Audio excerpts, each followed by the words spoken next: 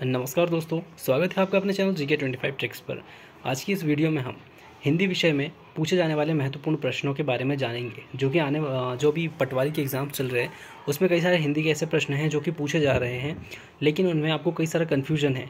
तो उसी कन्फ्यूजन को हम आज दूर करेंगे इसमें, और कुछ इंपॉर्टेंट क्वेश्चन बताएंगे। और अगर आपको इन क्वेश्चंस के आंसर आते हैं तो आप जो है कमेंट कर सकते हैं आंसर बताने से पहले। तो आइए, फर्स्ट क्वेश्चन जो है, पहला क्वेश्चन है, निम्नलिखित में से कौन सा तद्भव है, यानी कौन सा शब्द जो है वो तद्भव है। ऑप्शन है निष्ठुर, पंक्ति, दही या पल्लव। तो देखिए, तत्सव और तद्भव जो है दो तरह के शब्द होते हैं। पहला होता है तत्सम। तो तत्सम जो वो शब्द होते हैं जो कि संस्कृत भाषा से वैसे के वैसे ही उठाए गए हैं, उनमें कोई बदलाव नहीं आता है पढ़ने में और उनके उच्चारण में।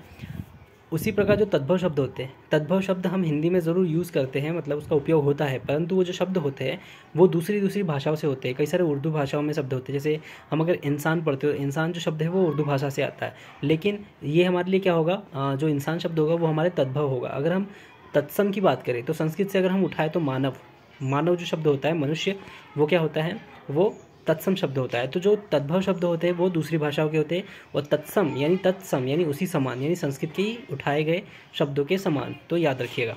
तो इसमें देखिए, निष्ठुर जो है संस्कृत का ही शब्द है, पंक्ति और दही देखिए, दही जो है ये तद्भव शब्द है, क्योंकि अगर हम संस्कृत की बात करें तो उसमें दही को दधी कहा जाता है, इसलिए ये वाला जो ऑप्शन होगा हमारा वो राइट आंसर होगा, तद्भव शब्द।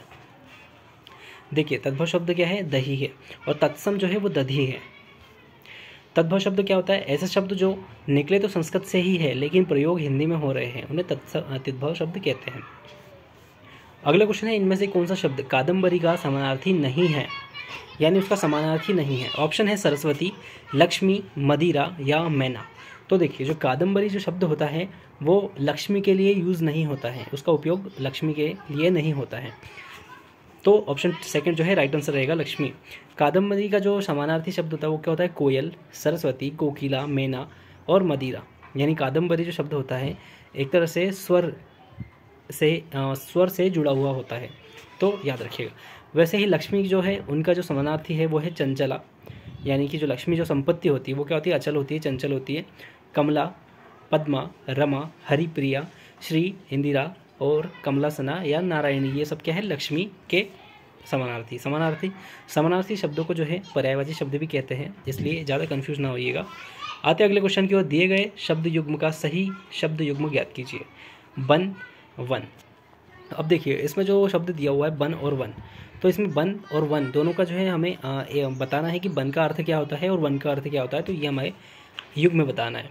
ऑप्शन है बाहरी जंगल, खराब जंगल, मजदूरी जंगल या बवंडर बाह। देखिए, बाहरी का तो अर्थ होता है बाह्य, तो ये तो बन नहीं होगा।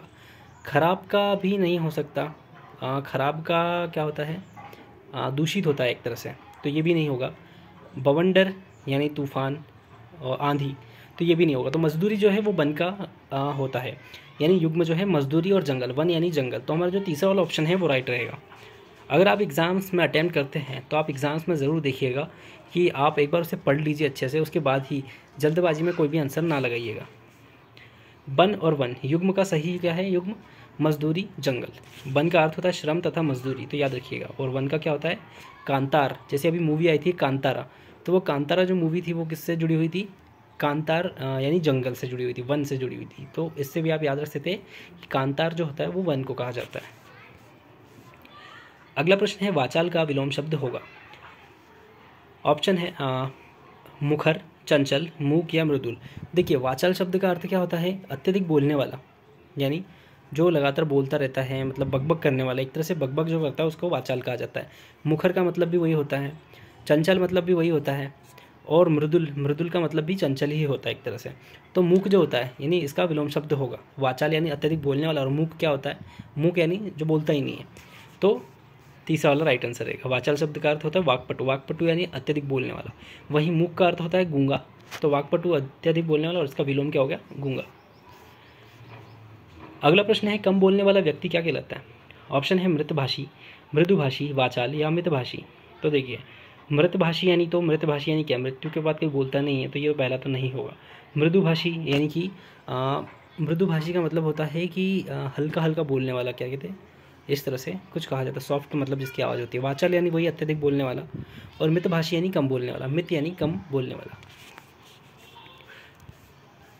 अगला क्वेश्चन है, इनमें से कौन सा व्यंजन महाप्राण है? ऑप्शन है ख, ग, छ, ज, थ, ध या फ और ब। तो महाप्राण मतलब ऐसे शब्द होते हैं जिनका जो उच्चारण होता है वो दांत और होठों से मिलकर होता है। जैसे ख की अगर हम बात करें तो ख से क्या होता है, अंदर से मतलब हमारे जो है एक तरह से हवा निकलती है, वायु जो है हमारे पेट से बाहर निकलती है ख बोलने में और ग बोलने में। छ, अगर हम छ की बात करें तो छ से क्या होता है, जीभ का यूज़ हो रहा है, जीभ का और दांतों का। मतलब छ अगर हम बोलते हैं तो किसका यूज़ हो रहा है, हमारे सिर्फ जीभ का यूज़ हो रहा है और निचले वाले पटल का। वैसे ही थ अगर बोलते हैं तो थ में देखिए दंत ओष्ठ्य इनको कहा जाता है, मतलब दांत और ओठ दोनों जो है महाप्राण में होते हैं। तो थ अगर हम बोलते हैं तो दांत जो है हमारी जीभ जो है वो दांत को टच होती है, तब थ शब्द निकलता है। फ में भी हवा वाला ही है, मतलब फ से क्या होता है, दांत और होठों, मतलब जो निचला है होठों के पीछे का हिस्सा उनसे होता है। तो दंत ओष्ठ्य जो दांतों वाले होते हैं उनको जो है महाप्राण कहा जाता है। तो थ और ध जो है इसका आंसर है। एक बार ये ट्राई करके ज़रूर देखिएगा। और इनका उच्चारण क्या है, दंत्य है, मतलब दांतों से होता है। अगला क्वेश्चन है, प्रत्युपकार में उपसर्ग है। ऑप्शन है प्र, प्रति, परा या कार। तो प्रत्युपकार जो शब्द होता है वो किससे मिलकर बना हुआ है, प्रति प्लस उपकार, प्रति प्लस उपकार। तो प्रति उपकार क्या होता है, मतलब हर एक पे उपकार। प्रति यानी प्रत्येक, उपकार यानी हर एक पे उपकार। वैसे ही परोपकार होता है तो वो दूसरे पर उपकार होता है, और प्रत्युपकार क्या होता है, हर किसी पर उपकार होता है। तो प्रति जो है हमारा उपसर्ग हो जाएगा। अगला क्वेश्चन है, इनमें से शुद्ध शब्द को चुनकर उत्तर पत्रक में चिन्हित कीजिए। शुद्ध शब्द बताना है हमें। ऑप्शन है ऋतु, ऋतु, ऋतु, ऋतु। सभी ऋतु जो लिखे हुए, लेकिन हमको बताना है कि सही वाला कौन सा है। पहला वाला गलत है, दूसरा भी गलत है, तीसरा भी गलत है, और तीसरा सही है हमारा आंसर। सॉरी, जो ऋतु थर्ड वाला है वो हमारा राइट आंसर रहेगा। इसका जो शुद्ध शब्द है वो क्या है, ऋतु है, और उसमें री किसी किसी में मात्रा लगी हुई है। तो जो ऋतु है उसका अर्थ क्या होता है, मौसम। हम जैसे इंग्लिश में सीज़न कहते हैं, वही वसंत, माघ जो है ये ऋतुएं होती हैं। अगला क्वेश्चन है, बेटी, बेटी में समास है। ऑप्शन है बहुब्रीहि, द्वंद्व, तत्पुरुष या अव्ययी भाव।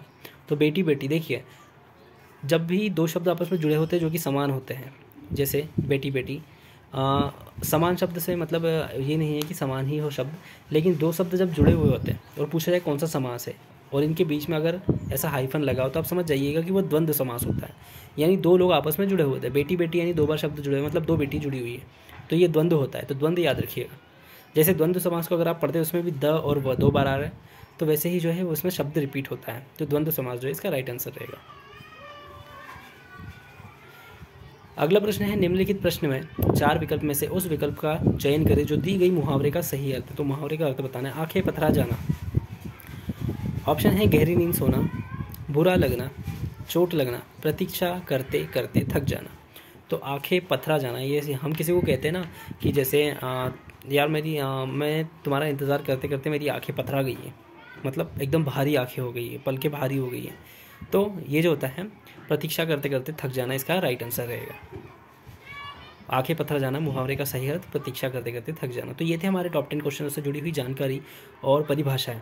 तो इनसे ही जुड़े हुए प्रश्न आपसे पूछे जाएंगे, तो बिल्कुल हड़बड़ाइएगा मत, और जितने भी प्रश्न हैं सभी को अटेम्प्ट करिएगा। एक बार जब भी आप किसी प्रश्न को पढ़ते हैं तो उसके बारे में पहले जो ऑप्शंस दिए रहते हैं उनको ध्यान से एक बार पढ़ लीजिएगा। जल्दबाजी में कोई भी प्रश्न पर टिक ना करें, पहले उसको पढ़ें, उसको अच्छे से जानें, उसके बाद ही जो है टिक करें। इसके अलावा आपके लिए क्वेश्चन है, आपको बताना है कि निम्नलिखित में से कौन सा छंद का प्रकार नहीं है। ऑप्शन है दृष्टांत, चौपाई, दोहा और सोरठा। तो आपको अपना आंसर हमें कमेंट करना है, कमेंट करके बताइएगा। इसके अलावा आप हमारे चैनल पर जा सकते हैं, आपको कई सारी वीडियोस मिलेंगी जिसमें आपको हिंदी के अलावा भी कई सारे विषय मिलेंगे, जिसमें आपको अगर आप पटवारी का एग्ज़ाम देने वाले या और भी कोई एग्ज़ाम अगर आप देना चाहते हैं तो सभी से जुड़ी हुई वीडियोस हमारे चैनल पर मिल जाएगी। उसके अलावा आपको ट्रिक्स भी मिलेगी जिससे आप याद करने में, मतलब याद करना आपका जो है बहुत ही आसान हो जाएगा। तो जल्दी से चैनल पर जाइए, चैनल को सब्सक्राइब करिए, आने वाली नेक्स्ट वीडियो को अपडेट के लिए बेल आइकन को प्रेस करिए। GK 25 tricks. जय हिंद, थैंक यू।